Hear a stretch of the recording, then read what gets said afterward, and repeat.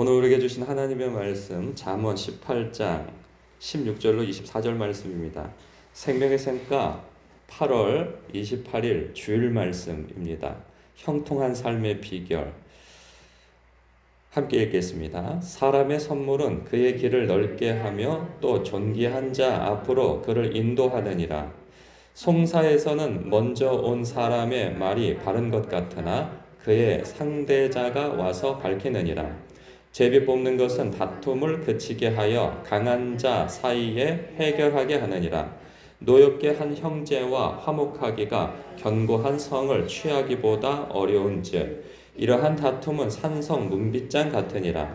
사람은 입에서 나오는 열매로 말미암아 배부르게 되나니 곧 그의 입술에서 나는 것으로 말미암아 만족하게 되느니라. 죽고 사는 것이 혀의 힘에 달렸나니 혀를 쓰기 좋아하는 자는 혀의 열매를 먹으니라. 아내를 얻는 자는 복을 얻고 여호와께 은총을 받는 자니라. 가난한 자는 간절한 말로 구하여도 부자는 엄한 말로 대답하느니라. 많은 친구를 얻는 자는 해를 당하게 되거니와 어떤 친구는 형제보다 친밀하니라. 아멘. 제가 어제 착각을 해서 밤에 묵상한 말씀이 주일 말씀을 금요일 말씀으로 착각을 해가지고 그림 묵상하였네요. 양해를 바라시고 주일 말씀을 앞서 본다 생각하시고 그림 묵상해 주시면 좋겠습니다. 16절을 보니까요. 사람의 선물은 그의 길을 넓게 하며 또 존귀한 자 앞으로 그를 인도하느니라. 앞서 뭐죠? 뇌물에 대한 경고가 있었어요. 그러면 뇌물과 선물의 차이는 뭘까 싶죠. 왜냐하면 정말 미묘한 차이가 있어요. 그 사람의 중심의 의도에 따라서 말이죠. 자기의 그 목적을 쉽게 이루기 위해서 한 선물은 뇌물이 되어지죠. 그런가 하면 이 상대방을 사랑하고 또 그를 행복하게 하는 것이 보고 싶고 그것이 목적이 되어져서 주는 것이라면 그것이 선물이 되어지겠죠. 그러니까 그 중심에 그 기준이 무엇이냐? 그 상대를 사랑하는가, 사랑하지 않는가. 그것을 기준으로 해서 준 것이면 뇌물이 되고 그렇지 않은 것은 사랑이 되어지는 것이죠. 그런데 우리가 이러지 않아요? 존귀한 자 앞으로 그를 인도하느니라. 그 앞이 형통할 거라는 거죠. 그 사람의 도움으로. 근데 우리가 어떤 목적을 가지고 선하지 않은 목적을 가지고 그 뇌물을 준 것은 우리를 화를 당하게 하고 일시적으로 그 일이 형통할 수는 있으나 결과는 화잖아요. 그리고 마음이 늘 불안하고 찜찜하고 양심에 거리낌이 있고 그러나 사랑하는 마음으로 그 사람을 그 선물을 주었을 때 그 사람의 마음이 움직여 나는 생각지도 않았는데 오히려 형통한 길을 그리고 존귀한 자 앞으로 인도를 받아서 오히려 그 일이 형통하게 되어진다 하는 말씀을 주고 있어요. 그래서 하나님께서는 우리가 의도하지 않아도 하나님의 뜻대로 살게 되어지면 합력하여 선을 이루는 방향으로 우리가 인도함을 받게 되어질 거라는 그런 격려의 말씀이 아닐 수 없습니다. 그런가 하면 17절 송사에서는 먼저 온 사람의 말이 바른 것 같으나 그의 상대자가 와서 밝히느니라. 이런 일을 너무 많이 우리가 겪게 되어지죠. 그런데 다른 사람이 나한테 와서 이렇게 하는 것에 대해서 판단력이 흐려지기도 하지만 그 당사자가 내가 될 수도 있는 거죠. 왜냐하면 사람은 다 그래요. 저를 비롯해서 자기가 그 유리한 쪽으로 말을 옮기게 되어지지 자기가 불리한 쪽으로 말을 옮기는 경우는 별로 없습니다. 상대방이 나에게 서운하게 했다면은 그 서운한 것이 이 포커스가 초점이 딱 맞춰져서 거두절미가 되어지는 거죠. 그래서 어떤 맥락이 편집이 되어져서 내가 왜 서운했는지, 내가 왜 화가 났는지 그것을 중점적으로 말을 옮기게 되어져요. 그러니 이런 부분에 있어서는 다른 사람의 말, 한 사람의 말을 듣고 판단한다는 것은 어리석은 판단이 되어질 수 있습니다. 제가 그것을 너무나도 분명하게, 명확하게 본 것이 이전에 좀 몇 년 전인 것 같은데 그 TV 프로 가운데에서 부모와 자식 간의 그 갈등을 해결해주는 어떤 상담 프로가 있었어요. 그런데 이게 카메라가요, 먼저는 자녀의 것을 비춰줍니다. 자녀의 삶. 그래서 그 자녀가 얼마나, 그러니까 부모의 입장에서 자녀를 바라보는 거죠. 근데 그 자녀가 정말 페류나예요. 하는 짓이 얼마나 부모를 속 터지게 만들고 못된지 몰라요. 그렇게 그 카메라의 관점이 그렇게 찍혀져요. 부모의 관점으로. 근데 놀랍게 그것을 보면 진짜 이거 저놈의 자식 정말 때려 죽일 놈 같으니라고 막 이런 말이 나올 정도로 그 자식이 나쁜 놈 같아요. 그런데 그걸 보여주고 그 다음에 이제 자식의 관점에서 부모를 보는 거예요. 그러면 또 완전히 달라진 상황이 펼쳐져요. 그 자식이 그럴 수밖에 없는 그런 원인 제공을 그 부모가 또 하는 것을 봐요. 그럼 깜짝 놀라게 되어지는 거죠. 아니, 앞서 본 내용과 뒤에 또 보는 내용이 너무 다른 거예요. 그러니까 사람이 누구의 관점으로 그것을 보느냐에 따라서 전혀 다른 상황이 펼쳐져 버리는 거죠. 사람이 이걸 객관적으로 어떤 사건을 본다는 것은 참 쉬운 일이 아닙니다. 그러함에도 불구하고 나의 잘못된 판단으로 한 사람의 말을 듣고 분별하는 것이 잘 왜곡되게 결정을 내릴 수 있는 것이기 때문에 이 부분에 있어서는 참으로 신중해야 한다 하는 말씀을 하고 있습니다. 그래서 교회 안에서도 어떤 직분자에 대한 어떤 좋지 않은 소식이 들렸을 때 그것을 두세 사람의 증인이 있지 않고서는 함부로 판단하지 말라 하는 그 말씀이 성경에도 있는 바입니다. 그래서 내가 좋아하는 누가 그 말을 했다고 다 그냥 그 있는 그대로 다 그냥 듣는 그대로 판단하고 그것을 받아들여서는 안 된다 하는 그 말씀이 될 것입니다. 제비 뽑는 것은 다툼을 그치게 하여 강한 자 사이에 해결하게 하느니라.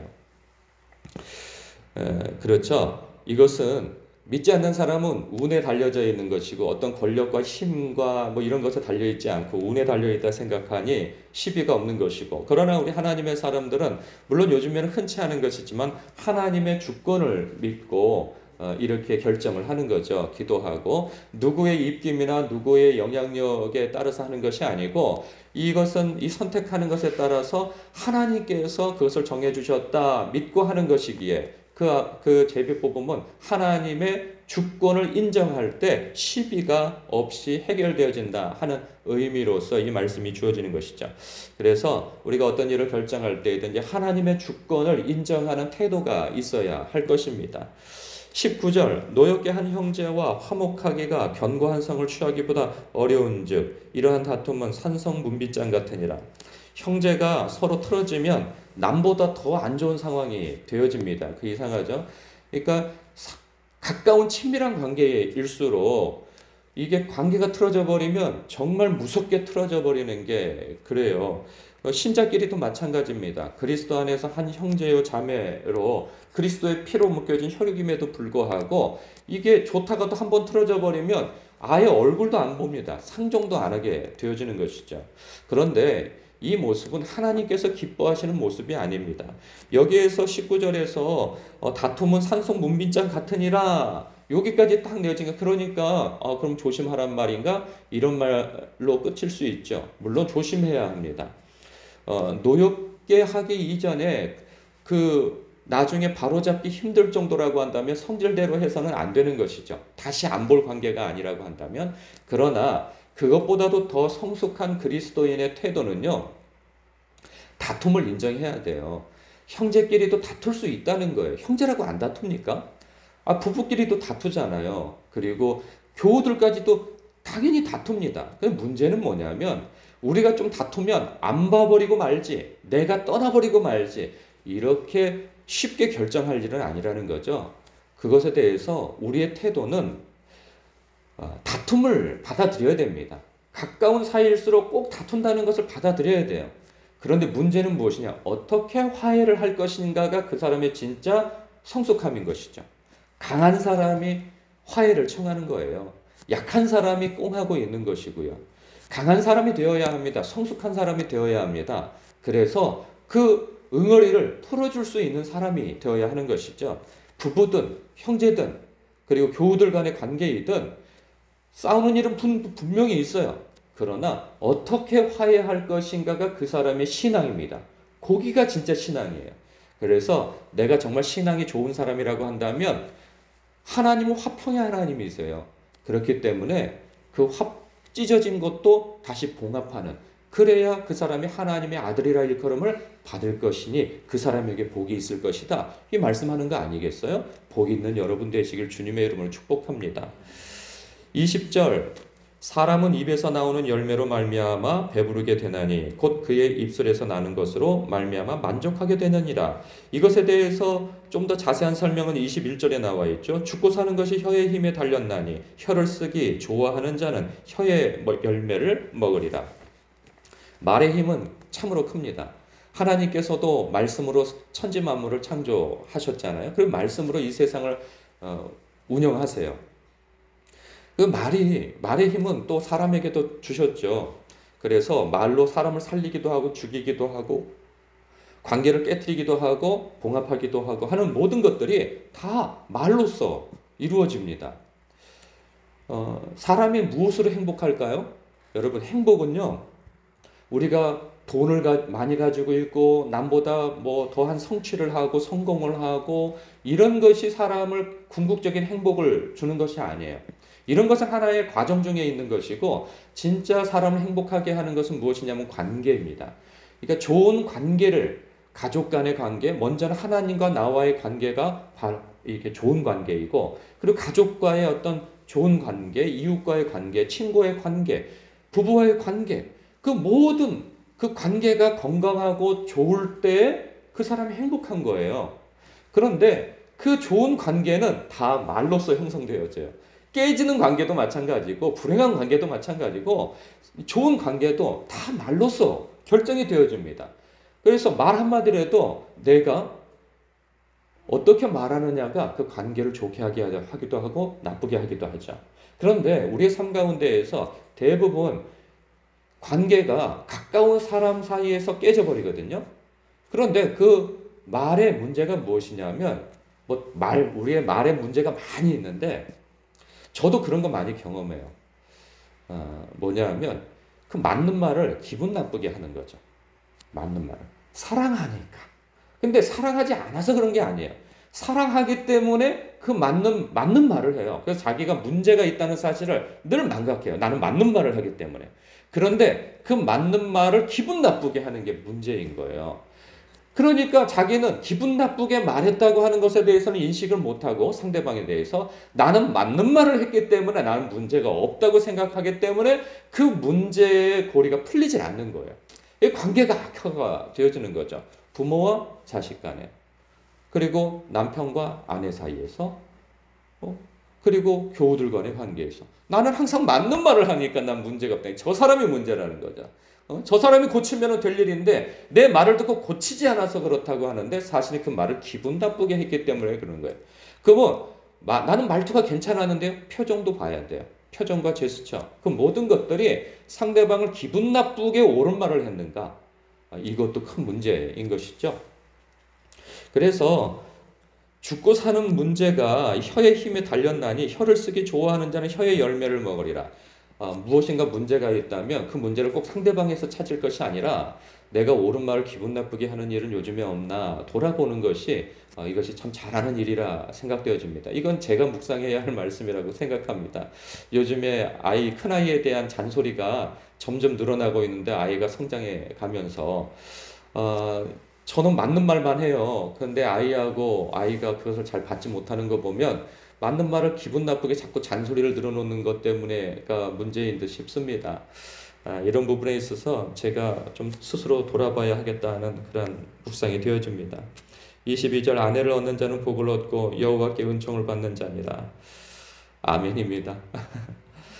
요즘에 이렇게 결혼하지 못하는 많은 청년들이 있는데, 정말 하나님께서 복을 주셔야 그 배우자를, 건강한 배우자, 좋은 배우자를 만나는 것이 되는 것이죠.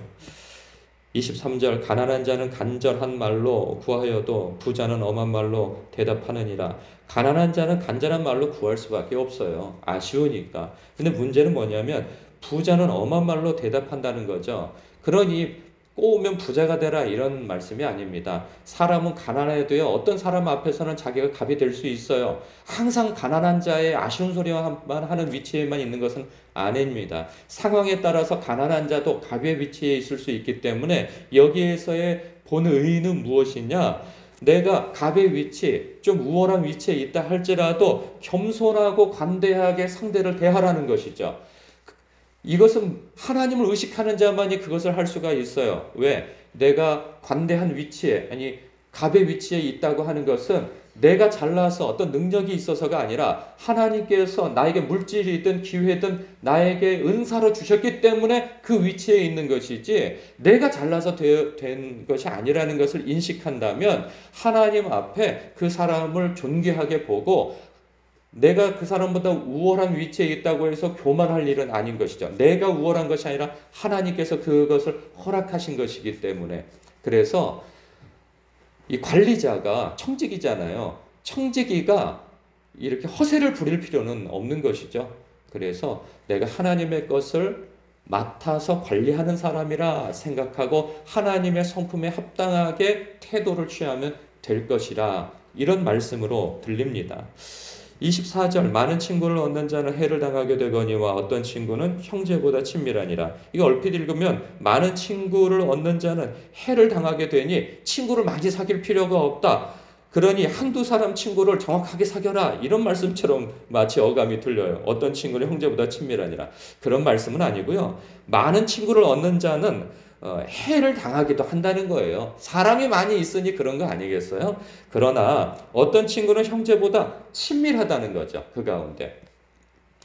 그러니까 그러면 이 말씀은 사람이 많이 있다 보면 어쩔 수가 없는 거예요. 그러면 이 말씀은 어떻게 받아야 되는가? 신약적으로 해석을 한다면 할 수만 있다면 모든 사람과 화평하라고 하나님께서 말씀하시지 않습니까? 모든 사람과 화평해야 합니다. 그런데 어떤 그 가운데 좀 이렇게 그 표현이 뭐하지만 그 뭐한 표현을 쓸 수가 없네요. 좀 이상한 사람이 있어요. 이상한 친구가. 그런가 하면 괜찮은 친구가 있단 말이죠. 그러면 나는 좋은 사람만 사귀어야 되겠다 하고 골라 사귀라는 말이 아니고, 이 말씀이 이렇게 해야 합니다. 어떤 친구는 형제보다 친밀하니라. 그 어떤 친구가 내가 되어줘야 된다는 거예요. 상대에게 그 좋은 친밀한 친구가 되어줘야 한다는 얘기인 거죠. 내가 중심이 되어져서 이 말씀을 묵상하면 안 되고요. 상대를 중심으로 하여서 생각을 해야 되는 거죠. 그 상대가 여러 친구 중에서 내가 해를 끼치는 친구가 되어줘서는 안 되는 것이고, 내가 어떤 친구에게 친밀하고 유익함을 끼쳐주는 친구가 되어줘야 한다는 그 말씀입니다. 왜 그렇게 해석할 수 있느냐? 왜냐하면 예수님께서는 사람이 친구를 위하여 목숨을 버리면 이보다 더 큰 사랑이 없다 말씀하시거든요. 기준은 거기에 있는 것입니다.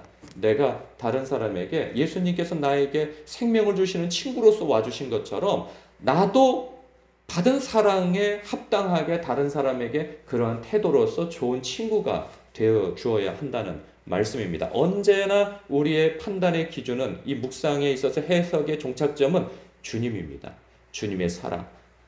그것이 근거가 되어져서 내가 말하는 것이나 행동하는 것이나 선택하는 것이나 누구에게 호의를 끼치는 것이나 이런 것이 하나님을 의식하고 하나님을 경외하는 자로서 그러한 판단의 기준이 세워져야 할 것입니다. 오늘도 이 가운데에서 여러분에게 어떤 말씀이 마음에 와닿았는지 그 말씀 하나 붙드시고 거룩한 몸부림이 있으시는 하루가 되시기를 주님의 이름으로 축복합니다. 기도하겠습니다.